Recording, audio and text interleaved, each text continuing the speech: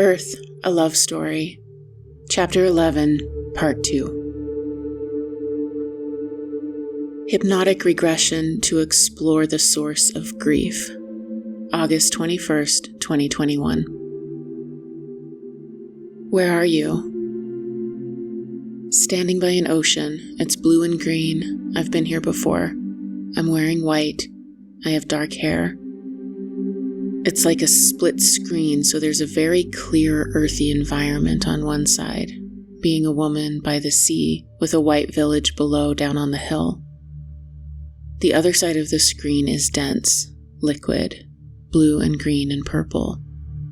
It's like the atmosphere is made out of water or something. I don't know what that is. What are you wearing? It's light and flowing, belted and simple. Nice. I'm middle-aged. Do you have a name? Arkel. There are seagulls, the ocean, the smell of the ocean, and there's a dark forest behind me. What year is it, or what historical time period? It's before when they counted years. Are you alone? What else do you perceive in the environment? There's a city, a white city. There are people there, but I'm alone here. It's very clean and feels like a place of royalty, or an important place where work is done, and the people there, they're closer to gods than humans. Evolved, I guess. Does the city have a name? Oh, it's a temple, actually. It's a huge temple. People live there. There's many rooms. Does the temple have a name? It starts with B-A-U, and then there's lots of S's and T's. I don't know what it is. I can go right through all the hallways and come to a space where there's a man, and I know him. He's important and we do work together. That's what's catching my attention. Who is this man? His name is F-L-O-R-E,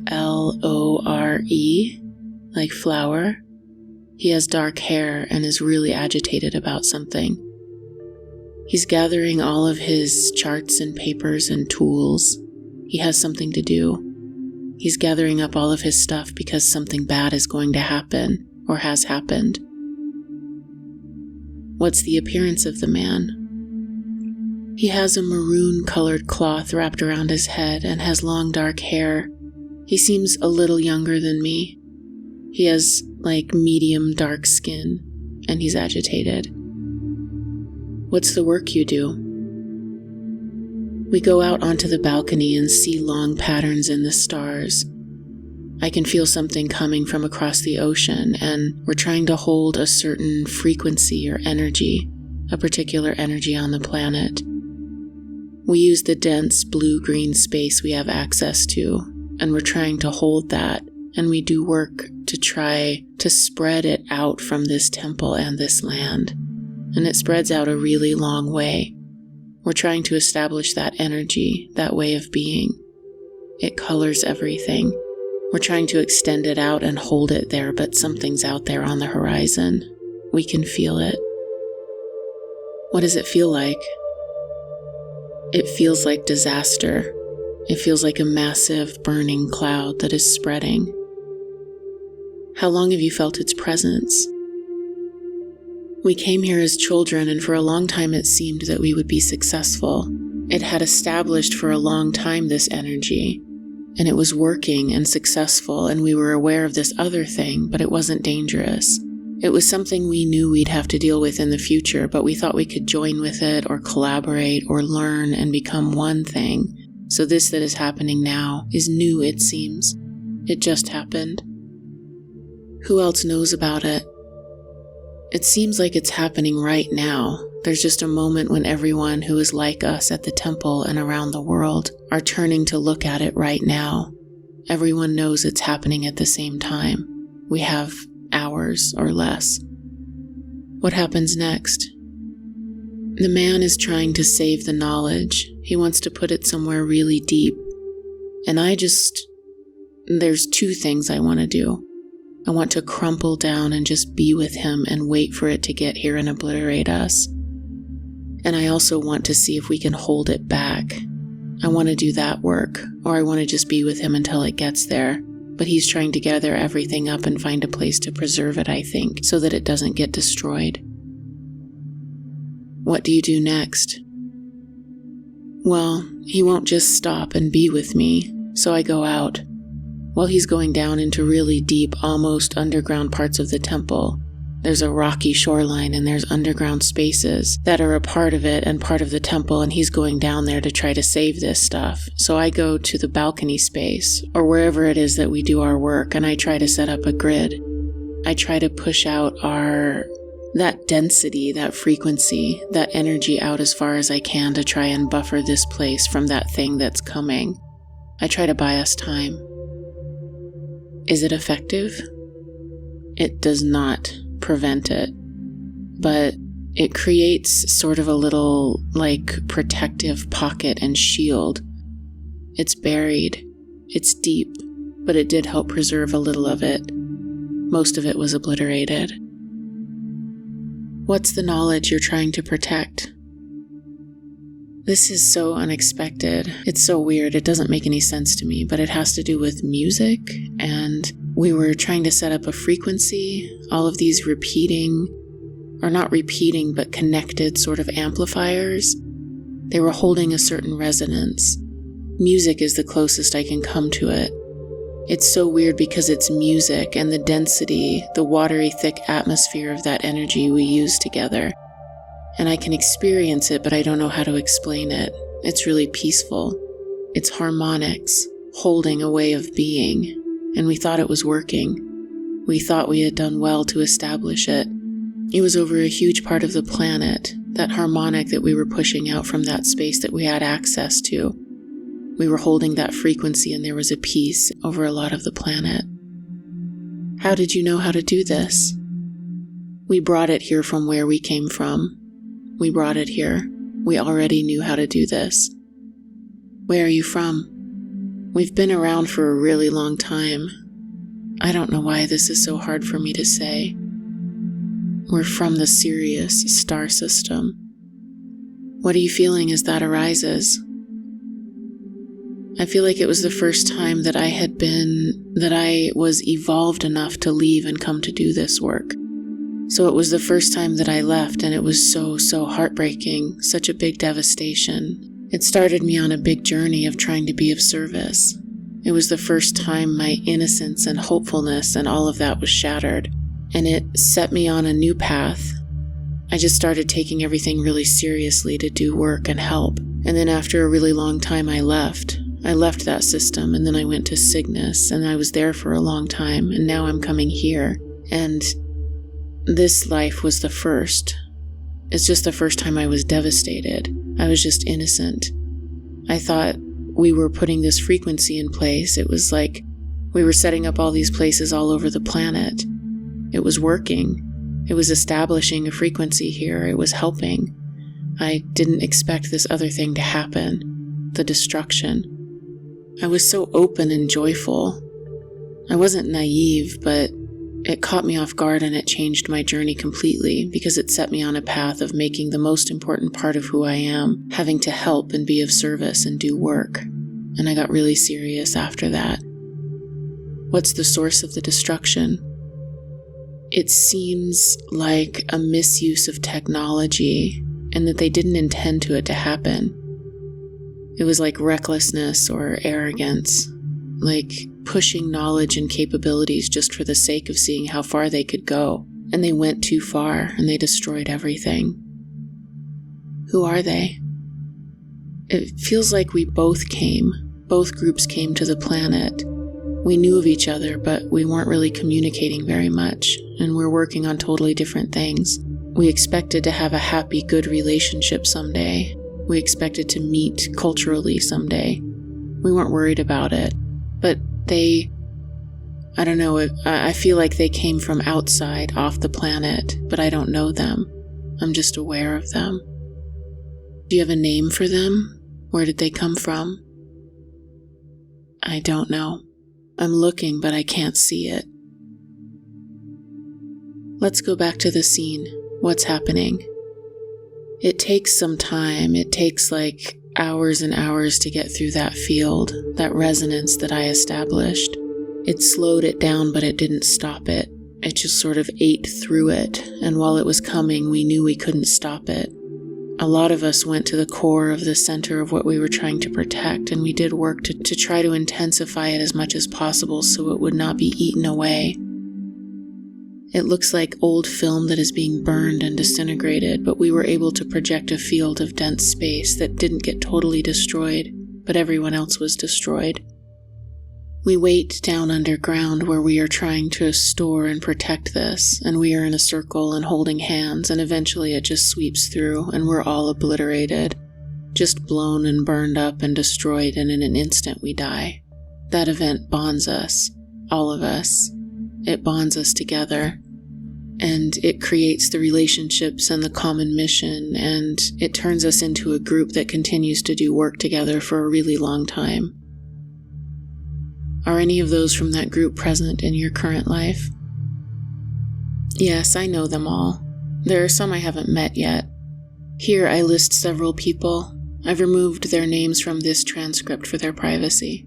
One of them is so hesitant. Not everyone always incarnates. Sometimes we guide each other.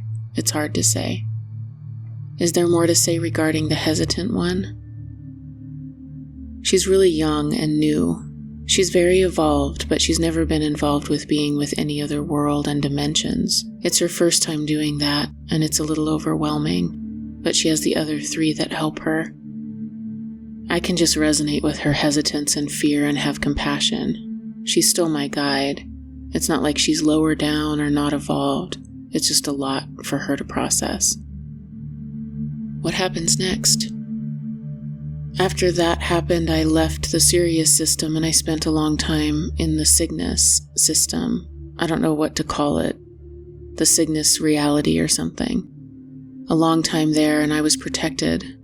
It's a collective there. It's not the same level of burden and responsibility because it's a collective. So I did work, but I stayed safe. I wasn't so exposed. I was an individual, but less of one. I was buffered by that collective. I stayed for a long time. Why did you leave? I left to come here again, to Earth. It's important. It's an important time, and I just felt like I needed to. It felt really important to come here again. I've come a few times, but it's been few and far between. It's been a long time since I've been here. I came back because I wanted to help. What's the connection between this past life and your present life? I let my guard down. I was totally caught off guard during that life. And now I'm afraid if I let my guard down, I'll let something terrible happen. I'll be responsible for it, and I feel like the way to do the work I came here to do is to be unguarded, is to not be closed off. But I'm afraid that if I do that, I'll make a mistake. I'll miss something important and something terrible will happen. If you had known how to stop the suffering, would you? If you could have stopped it, would you have? We were naive. We didn't know any better. It snuck up on us. It was important to us, and we got caught off guard. We really cared, but we were having fun too. Enjoying it. It was joyful. Having never experienced it before, that devastation, how could you have prepared for it? I couldn't have known. If you could talk to her, to the one who couldn't have known, what would you say to her? You're innocent. You were trying to do a good thing, and you were on an adventure with a bunch of other people who all had the same mission, and you couldn't have known. It wasn't your fault. You've taken on this heavy burden all this time, and it's the most terrifying thing, but it's time to come back to that joy and openness and hope. It's a burden, and you've done any penance that needs to be done. You've been working so diligently, and now the cycle is changing again, and it's time to let go of that and become something different. Can she do that? I need a broader view. They're teaching me to travel, so as I move into joy and opening, I have all the information so I don't miss something. So I don't miss something and make a mistake, and I don't have a limited view. That's part of what I'm trying to do, to get perspective so I can be safe to do that. Has she anything more to tell us? She's evolved tremendously from that first journey. The journey was a huge source of evolution. She's saying that it was the initiating event of her evolution. There are also parts of her that don't feel guilty or afraid anymore, but it's very hard to be on this planet. She's evolved and strengthened a lot, strong and knowing what she's doing and why. She's saying that I am here, going through the journey of having that particular part of the evolution, of going from all that fear to a new space, but here to do it through physical form, this body, and this particular window of time. It's sort of like a reflection of everything I've gone through at a soul level. And now I'm very fully and deeply doing it in my physical form, and it's really hard. That's why I came here, is to go through every step of that. It's a part of what I'm doing to help that evolution. That's what I'm doing here. Anything else? In that life I had a child. The child, of course, died with us. And that's why I never had children again. Journal entry, August 31st, 2021. Today is the last day of my career. 15 and a half years. I'm so exhausted. Dream journal, September 6th, 2021. Dreamed I was crossing a river with Jupiter. He wanted to surf it. Another guy the same age as him came over to bully him. I used a surfboard to keep that guy away so Jupiter could have fun. The guy was young, angry, a bully, cool, rebellious, a punk kid. Jupiter and I got across the river, and Jupiter transformed into a little boy. His mother was there trying to hug and comfort him. He bore it, but felt smothered. He turned around to me and said, "Hey, thanks for keeping the bully away." We fist bumped. He loved that. I see every character in this dream as an aspect of myself. I am happy that the masculine was playful. I'm happy that he seems like a nascent, present, vital thing that has arrived in my psyche. Fist bumping the feminine who protects him. All of these dreams of the masculine fighting me, attacking me, these are all part of me. I'm sure of it. The babies, the infant boys and little girls. I don't know why I know this, but they are all parts of me. New parts are emerging or evolving or something. Journal entry, September 10th, 2021. There's a new energy wanting to come through. Feminine, familiar, and also not. It's coming up through the earth. She is present every day. She is rearranging me from the inside. I can't force anything anymore. The old structures aren't holding up. The ways I know how to do things aren't working. It's terrifying. So I decided to ask her a question. Am I safe? She speaks. Your fear does not keep you safe. In fact, it is an energetic beacon for those that would bother you. Your task is to have the courage to stop being afraid. Discernment, boundary is appropriate. Fear weakens you. Your power is rising. It flows along the path of the technology you were given. You think you've found your voice, but you have only just begun. You have to learn to wield your power, to let it flow through you. Your power is nothing more or less than life herself. The energy of life, God, goddess, divinity, seeking to express through you. Before it came to you from above and away. Now it is rising through the very center of your physical body. You must strengthen your container. This is why the animus is growing within you. Your etheric bodies are made of iron. You can forget them for now. Dare to fall to earth. Make good on your promise. Focus, child, on the ecstasy and miracle of life. You spend too much time bracing against a disaster that never comes. You cause more problems for yourself that way. Fall into love. Let life catch you. It will. Your power will not be violated. Get ready. Be who you came to be. Stop hesitating in doorways. The energy that's moving through you, let it. you are not alone. It will protect you. Remember all of the beings you have shown mercy and care to. You know them. They know you. Ant, horse, bee, wasp, snake, eagle, raven, magpie, bear, dog. They are all with you. You are getting your due. Journal entry September 12th, 2021. I was reading about Inanna today, reading again a translation of her stories and hymns. I always thought of the Epic of Gilgamesh as a singular Sumerian story, as if they just wrote down one and that was it, the first hero's journey. But guess what? Inanna, queen of heaven and earth, they wrote down her stories too. She's glorious. What an amazing find to discover that the stories we wrote down 5,000 years ago are about the same things that I wrestle with today. It makes me feel both comforted and frustrated.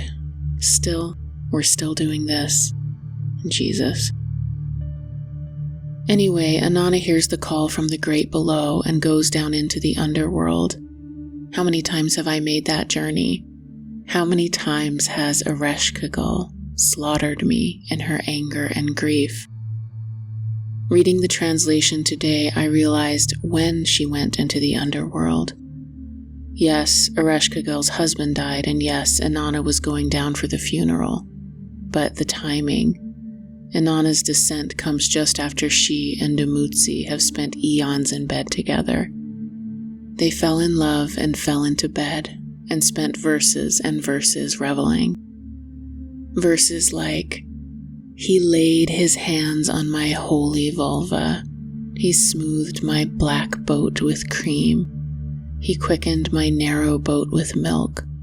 He caressed me on the bed. He laid me down on the fragrant honey bed, my sweet love lying by my heart, tongue playing one by one. My fair Dumuzi did so 50 times. I mean, is it hot in here or is it just Dumuzi and Inanna?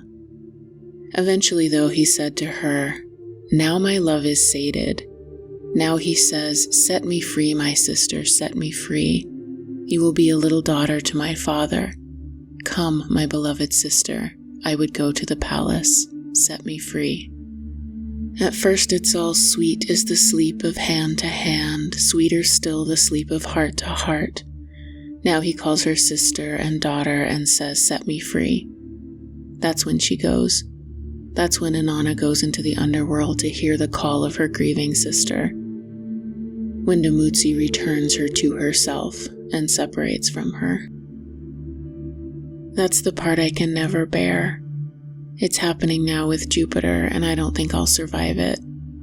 Even after all this time and all I've been through, my highest desire is still to dissolve away from solitary cold duality and slip into sweet union and stay there forever. I know I can't. I know. It only happens in those fleeting moments where we do become one, the little death.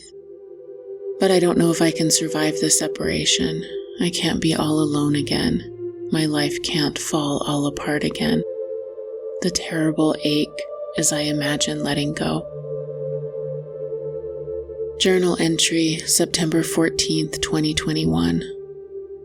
I am camping in Spring Creek Basin in Disappointment Valley in western Colorado.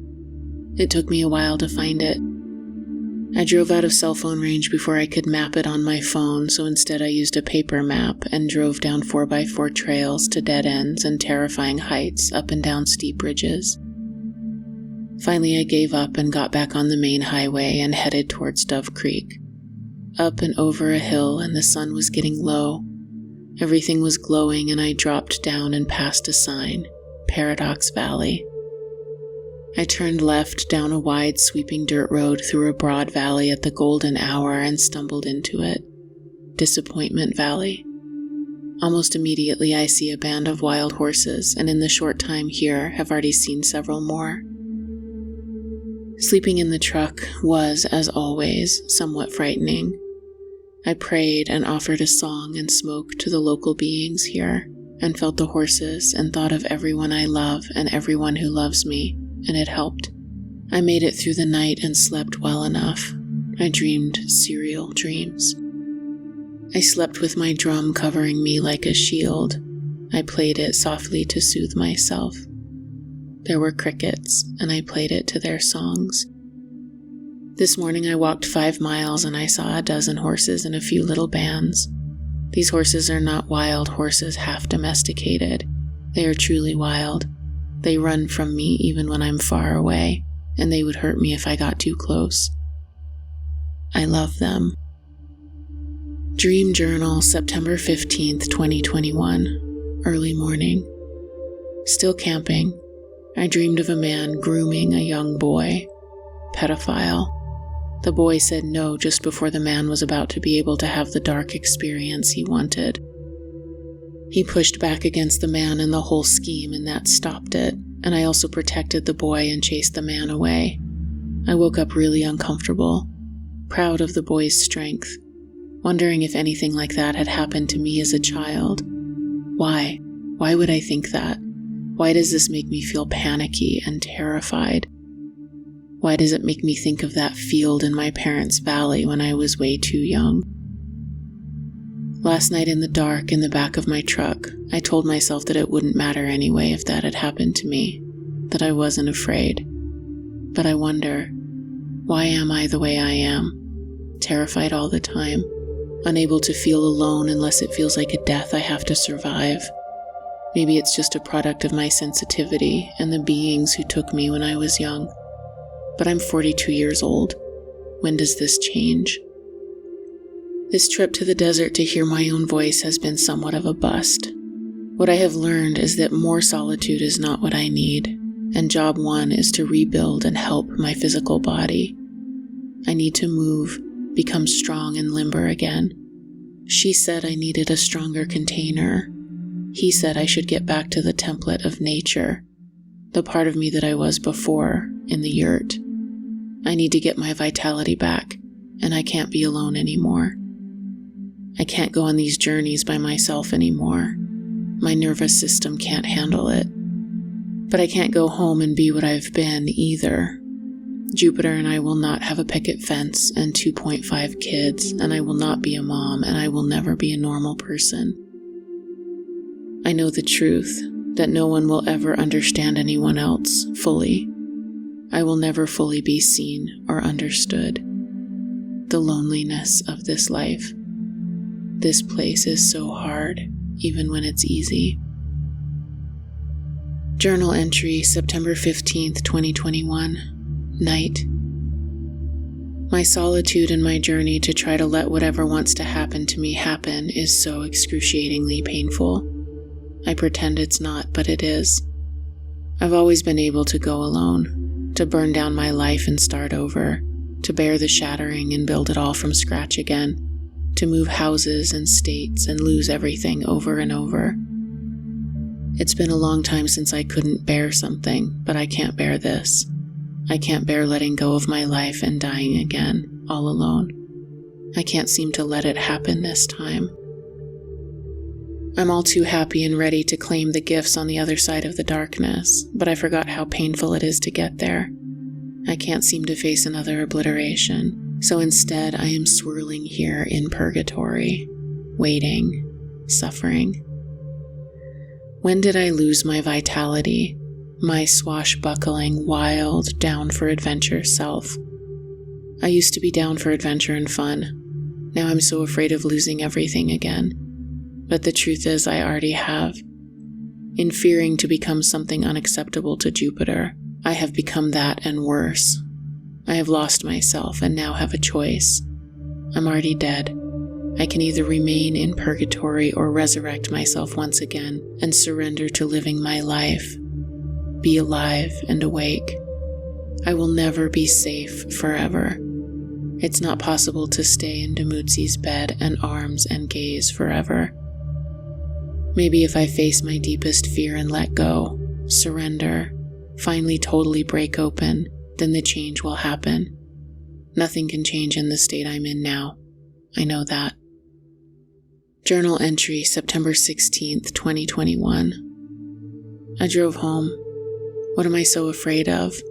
I know I can't go through these depths alone anymore, so I tell my sister and my mother of my grief. No children for me, no normal life. I don't fit in and I never will. Jupiter's heart is breaking open and he can't bear me. The pain of separation. They tell me I'm not alone, and I'm amazed at how those simple words help me so much. My sister tells me she never understood how alone I felt, how scared I've been my whole life. Now she sees me. I hear the pain in her voice as she tells me. I hold on to her empathy like a life raft. I'm in bed. I'm falling asleep and dreaming and waking up to write it all down and falling asleep again. Jupiter pops his head in sometimes. Are you okay? Yes, I croak. He looks confused and nods and leaves. I dreamed of bears and a very pregnant woman about to give birth. When I'm awake, I feel crazy and lost. When I begin to write about it all, it seems like there may be some sense to what is happening. I'm falling apart and I don't think I can stop it. Jupiter doesn't understand, but he's kind. Period. He's kind, but he doesn't know me and I don't know myself, and the pain of that is suffocating. I can't explain it either. I don't know how. How did I end up in this town, an apartment and place? I can barely remember myself. I know I'm scaring Jupiter, crying in the corner, no vitality in my body. Wishing I was happier or more inspiring so he'd want to be around me. I am an uncomfortable energy that he tries to avoid. He can't say anything to me for fear that I'll start crying again. All of the things I felt made me a badass person are gone. I don't know who I am. How can I blame him for not knowing who I am either? I miss the fall days when I was a kid, gathering hay from the fields, the air all crisp, my blood and arms and heart pumping, working, bucking 70-pound bales of hay with ease, stacking them just so in the truck to get the most possible in one load. I miss that because of the certainty of it, the certainty of the task. We do this because it needs done. It was a simple equation. Chop and haul wood because the fire keeps us alive. Haul hay to sustain the horses through the winter. Harvest the garden and process food because food. In those tasks, I could rest because they made sense to me. My purpose was clear, and the byproduct of that purpose was a strong body and clear lungs and good sleep after a good hard day of work.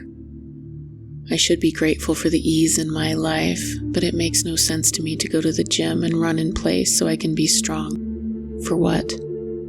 This representational life makes no sense to me, and I feel utterly alone in it. Dream Journal, September 17th, 2021. I dreamed I was at the house of my teacher and his wife in the mountains. The house and property were full of people and activity and chaos. We did some sort of ceremony together, and then he went on a journey. I stayed to help his wife. She was leaving too, but before she did, she brought me to a hillside. To the winter garden, she called it. She was earthy and beautiful and graceful. The winter garden was full of vegetation from the summer, but it was done and spent. It was full of finished sunflowers and brown, dried-up tomato plants and crispy-leaved marigolds. She showed me a wheelbarrow and some gloves and where I could dump the debris into a massive compost heap where all of the finished gardens had gone for years. I told her about my parents' garden and about their own giant compost heap. Before she left, she introduced me to a young man, maybe early 20s, very surly. He seemed to be a groundskeeper or something along those lines. He asked the woman how much she was paying me. She said $20, and he almost literally choked. He shook his head and shrugged and said, okay. He clearly adored the woman and would do anything for her, but he made less than that and thought I was being massively overpaid. Instantly, I was his enemy. I cleared out the winter garden while he watched, grumpy. He was in a big tool shed, and when I finished in the garden, I came inside and engaged him in conversation. He was angry, untrusting. Eventually, he told me about a woman he loved who had left him in a bad way, and that's why he didn't trust me. All women, to him, were untrustworthy. I moved around the tool shed and cleaned and organized and talked to him. I don't know what I was doing.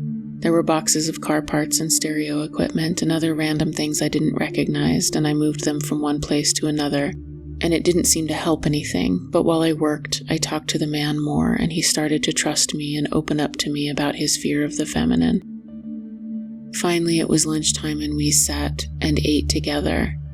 He had a microwave bowl of mac and cheese with a metal lid that he angrily half pulled off. Total bachelor food. I can't remember what I had, but it was some food of his that he had shared with me. I felt happy and close to him. We sat together and had lunch, and then I went back to the boxes and other things in the tool shed.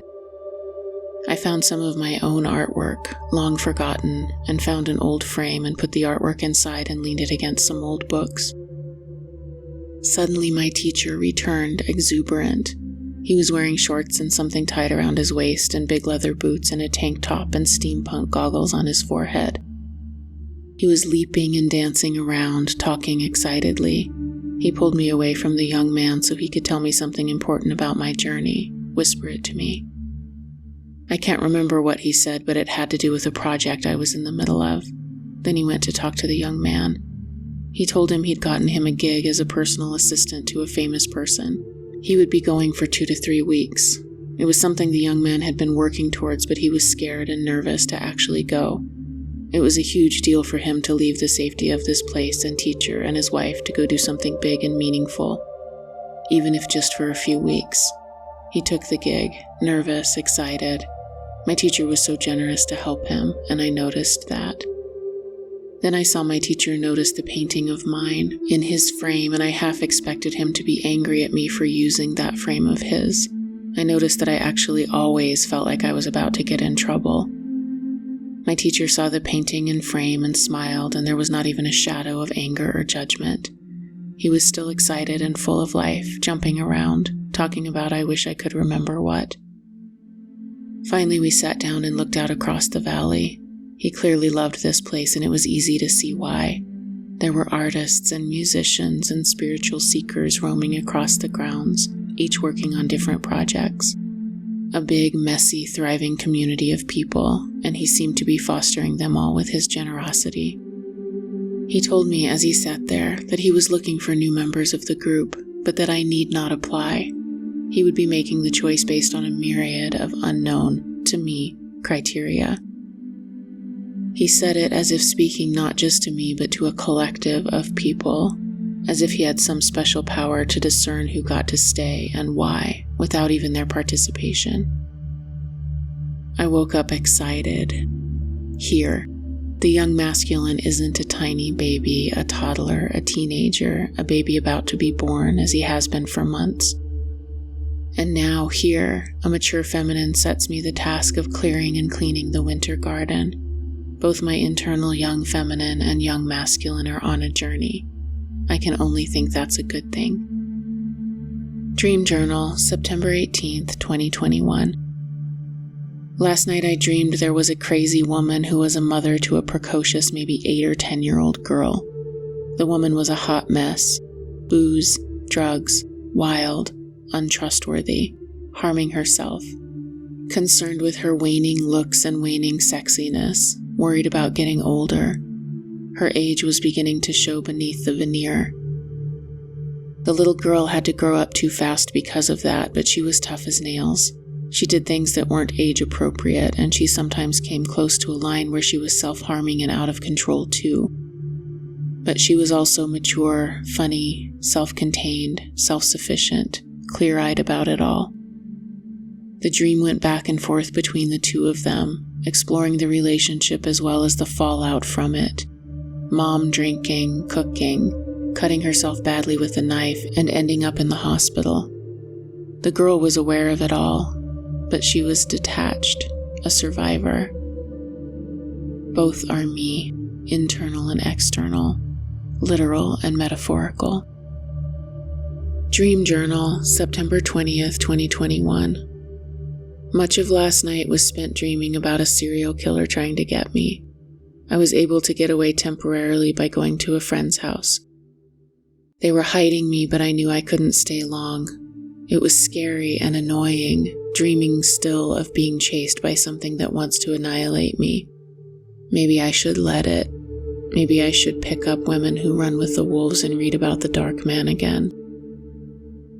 After that, I dreamed a dark storm was gathering on the horizon in the distance. As I looked more closely, I saw that it was made up of ravens. Huge, gnarly, black, mean ravens. As I began to point that out to people, the ravens came into the city. The city seemed old with narrow stone streets and buildings obscuring the view. The ravens came into the city to feast on dead white birds. Right when the ravens came in, there came flying low through the stone streets silent helicopters and other flying machines that I didn't recognize. Like spaceships, but ours, humans. They silently flew, fast and on a mission. There was a woman in purple leading the charge. My mom and I ran up into the building, up to the 7th floor into an apartment. Just when we got in, there was someone at the door. I opened it and a man in a long purple robe streamed in with 2 or 3 others. It seemed like they were scanning the room. We tried to talk to the main guy in the purple robe and he engaged with us, but it was disjointed, creepy, the smile too big.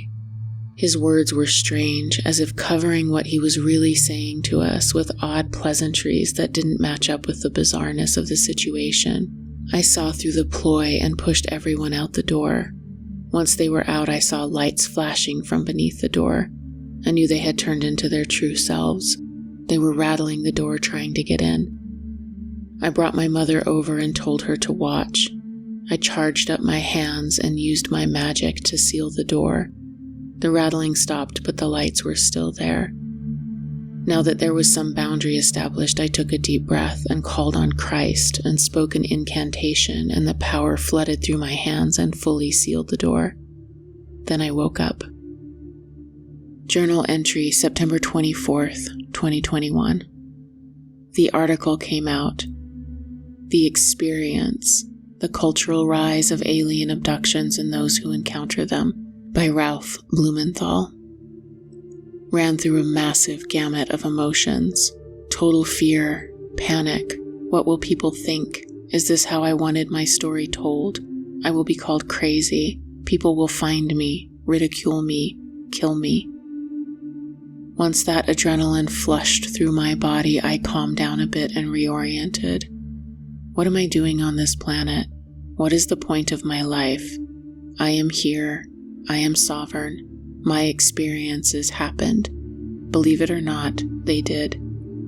So who do I want to be? A helper. Someone who is of service. I do want to help the world move from this eternal, endless bullshit suffering into wise, meaningful, worth it suffering that tastes like sweet medicine and feels like joy. What else is there to do? Where else is there to go? I'm here for it. Weird that the article came out today. My parents' anniversary, the day my marriage ended all those years ago, the day I drove away from the yurt, the day that so many things have begun and have ended for me. Dream Journal, October 2nd, 2021. The dark man again, trying to hurt someone, maybe me. I fought him off with a heavy metal fishing net. Later in the night, I dreamed of a small child, wet and bedraggled as if having emerged from the depths. I took him with me. I almost had an OBE this morning, but stopped it. It felt too scary. Dream Journal, October 17th, 2021. Dreamed about me and Jupiter in a small crappy hotel. We were moving out. I was waiting for him and packing while I waited. Concurrently, there was a serial killer, of course, isn't there always, who had taken a young boy. Only some small horrors had happened so far. It was leading up to something terrible happening. The mom of the boy and another woman were meeting the killer in a house to fulfill any demands because of the power he had since he had the boy. I walked into the meeting and the killer and the boy became separated for a moment. I scooped up the boy and walked out with him. It took a lot of effort on my part, and I wondered if it was the right thing to do. The killer followed us outside. He was totally naked and threatening. I got on the ground and covered the boy with my body. The killer loomed over us, talking to me, being creepy and scary, threatening. I fought him off with one hand, protecting the boy with my other hand. I fought him off with all my strength. It seemed to have a small effect, and I kept him at bay this way until a man came and arrested him. Journal entry, sometime in October. It's all been a blur. Jupiter and I broke up. It was exhausting. Grief, broken, excruciating. We love each other but are not on the same path. He needs time to be himself and figure out what that means. I need to be back on the land, back with nature. We sat on the floor of the kitchen and said goodbye to the us that couldn't be. We cried for 2 days, attending the funeral of our future. Dream Journal, November 11th, 2021. Dreamed wonderful dreams, then woke up and felt them, the buzzing and shifting. Met Jupiter on the astral plane. He received powers, became the, quote, superhero that he is, end quote. That's what they told me. We became equals. The sky became like water or plasma, its three-dimensionality. A bright, light beam shot out of the sky. It had a whale inside. I was told the ocean was seeded with whales to raise the consciousness of the planet. I woke up feeling an ecstasy and joy and love that lingered. It felt delicious. Dream Journal, November 17th, 2021. Dreamed of a big greenhouse connected to the dome. My dad was working on the greenhouse. It had a quadrant that was dug deep down into the earth. It revealed where the greenhouse met the house, and I could see a vent there. I asked my dad what the ground was dug up for. Did we need to do anything, or could I just fill in the hole? He said nothing needed to happen, but while it was open I could install a pipe so that air from under the house could have a place to go. I put in a big pipe and we began to fill up the hole with dirt. We felt little round, hard things falling from the sky and could hear them hitting the roof of the greenhouse. Butterfly eggs. We smiled. They fell into our hair and we went into the greenhouse and shook out our hair so that butterflies would hatch in the spring. This was a good dream. Journal entry, December 1st, 2021. The mantis being who contacted me back in the summer and told me to listen to the universal mind, and then all of the weird anomalous time stuff happened, and then I internally said, forget about it, I'm not going there, too weird and scary. That guy, well, he's been hanging around outside of my circle, my guides and ancestors and allies. I know he's there. I left it to my team to decide if I should talk to him, if, as he said, I would channel him. I've never channeled anyone and I'm pretty much maxed out at what I could handle in terms of weird shit at the moment. But he's been there, hanging out, so I decided last night that this morning I would wake up and do some writing and see what may come through. I had that intention as I went to sleep, and then this happened. Woke up, felt the buzzing, lifting resonance. I consented to whatever experience they were bringing me. I became paralyzed. I surrendered, lost consciousness, and then came to. A big bee flew up to me, loud and buzzing. To calm me, maybe, my bee guide assuring me it was okay. And right behind him was an insect of some kind. It was big, sort of translucent, gelatinous. It was long and narrow, maybe some light brown markings on its back. Otherwise a clear, gelatinous insect. But it was also mechanical, or technological would be a better word. It was both organic, alive, and technological. It flew right up to me really fast, almost aggressive, and before I could do anything, it burrowed into my neck and into my body. It went through the cancer scar on the left side of my neck, and when it did, I could clearly feel everywhere the cancer was in my body. My neck, my left trap muscle, and down into the left side of my body by my rib cage. It's like it all lit up. The insect went further down than that and settled into the left side of my torso just under my ribs. I jumped up immediately and was really freaked out. It was such a visceral, disgusting feeling. I talked to my guides right away and did a banishing practice and asked them to get it out of me, but they were totally silent. I got up out of bed and went down to the bathroom, the whole time feeling this horrible sensation in my body, feeling totally invaded. I got back in bed and tried to meditate, but had a panic attack instead. It was a horrible feeling. I can still feel it, actually. It's awful and sickening. My guides asked me to communicate. The buzzing came. I said yes, consented, and now this. I feel so suspicious and confused. Get this shit out of me. It feels awful. I decided this morning to do the writing anyway, or maybe especially because that happened.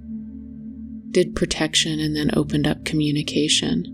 The mantis came through and told me that it didn't have to happen this way, but that's the timeline we're on. The trauma, cancer, scar timeline, so it happened this way. Showed me how timelines were woven together like threads that create our lives, and that there are several different timelines playing out at any given moment. Told me a bunch of other stuff. Told me that the afterword of this book would be a channeled message from him. I asked his name. He said it was Atman. I was instantly suspicious. Atman? Like Ant-Man? He said we would speak again. I immediately Googled the name Atman and scanned the pages that came up. A person's soul, true self, innermost self, the personal soul or self, the thinking principle as manifested in consciousness. I slammed my laptop closed. Journal entry December 21st, 2021. Winter solstice, afternoon. A guy on Instagram who I don't know sent me this random excerpt from a book. It really freaked me out. I thought about it the rest of the day. No explanation, just this message. What in the actual fuck? Do you guys know Jacques Kiel? This is the message. It's from Tom DeLonge's book, Secret Machines, Book 2, A Fire Within. I keep thinking about bees, said Jennifer almost dreamily. One hand had moved to the flesh on the back of her neck, as if she was looking for the place where the surgery had happened all those years ago. She was talking to suppress the sense of violation, of outrage, talking to stop herself shrinking away from the past, like she was cringing at the feel of a bug on her skin, buzzing around me. Keep dreaming of them. Golden bees. I keep seeing them.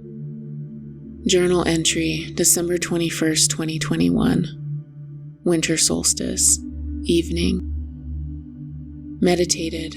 It was a good one. I was feeling amazing, very present and aware, not thinking about anything or trying to do anything, just vibing in the goodness of it. Totally spontaneously and unexpectedly, I lifted up and out of my body from my waist up. At the same time, the cancer spot, the whole area that had lit up when that insect thing went into my body, that whole matrix, like a three-dimensional imprint of the cancer. It all lifted up and out of my body too. Boom, gone. Totally somatic. Unexpected, visceral, real. Maybe an amazing miracle? And the Insta message earlier today. Also earlier today I had decided to start a homeopathic healing for the cancer again. I hadn't done it for a year or more, but the cancer scar was hurting, getting worse. I was getting scared but wasn't ready to do the big invasive $3,000 surgery that required a plastic surgeon and who knows what else. So I decided to start the treatment and see if I could continue to work with it on my own. Then the healing. I decided to go ahead with the homeopathic treatment anyway because linear time doesn't really exist. It's all just an interconnected series of events happening in the ever-present now, according to the mantis. So, yeah.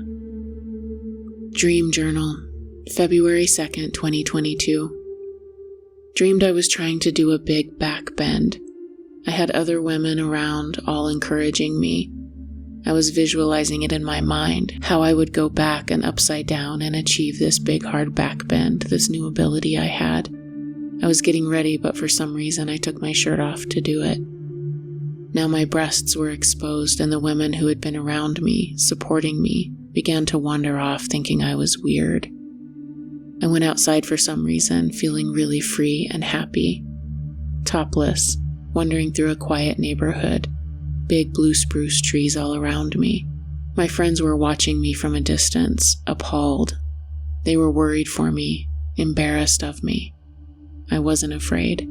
I didn't want to cover my breasts. I finally headed home, and on the way back had to go under an overpass. It got dark, dusk. It was dirty there. A man came out, youngish, 20s, blonde, scary. He had raped and murdered many women. He was brutal and did it just for the pleasure of it, and because he felt righteous. In his mind, he was performing a necessary task and was completely without remorse. He captured me and was taking me somewhere to torture and kill me. There were others there, afraid of him.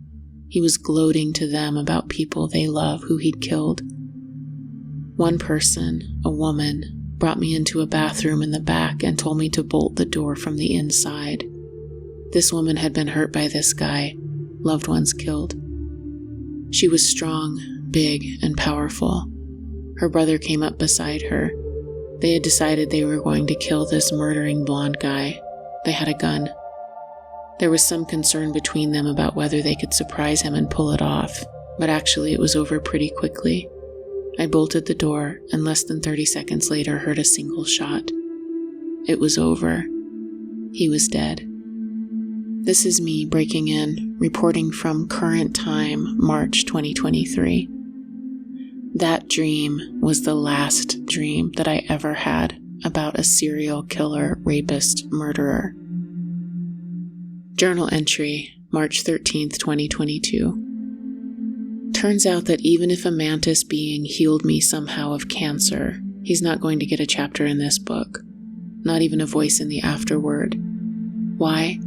Because even though the events of the cancer healing, which I later independently confirmed 3 separate ways in addition to the healing event itself, which was undeniably, experientially real, did happen in conjunction with a communication with the mantis being, I had also been doing daily healing meditations. I don't want to give him all the credit. Plus, the weird, distressing insectoid thing that lodged itself into one of my etheric bodies is still there, monitoring me. Call me crazy, I don't really care at this point. I may open up communication with the mantis again, but first things first. Things like my nervous system. Don't get me wrong, I'm beyond grateful.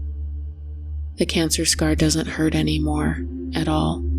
The sensation of that matrix of cancer in my body is totally gone. But also, I don't think my container is strong enough yet, or ever, to channel. To allow something else to come through me. No. Maybe there will be a communication again someday, but for now I'm just trying to hold it all together. I'm super fucking excited that the write a book directive means that I'm including something like this. A confusing violation which was paradoxically a miraculous healing. Just the cherry on top of the I'm fucking crazy town Sunday that is my life. Part of me wonders though, is this the thing I've been chosen for? The thing that I need not apply to get into? How special to feel chosen. What a slippery slope that specialness is. This much is certain. None of this is over. Something else will happen. I need a minute, though, to get my shit together before anything else, okay? January 2021, they show up in my bedroom. December 2021 on the solstice, a healing, and everything that happened in between. This is my life now, and yes, I can feel the mantis waiting around, which is polite, I guess. Could be worse. Dream Journal, March 22nd, 2022. I dreamed I was in an underground cavern and a flood was coming. I was working to get everyone up the long stone staircases and out to safety. I caught a glimpse of myself in a mirror. I was covered with tattoos. I finally got everyone out and went back to the mirror. Another tattoo crossed the first. It now said, "Lost."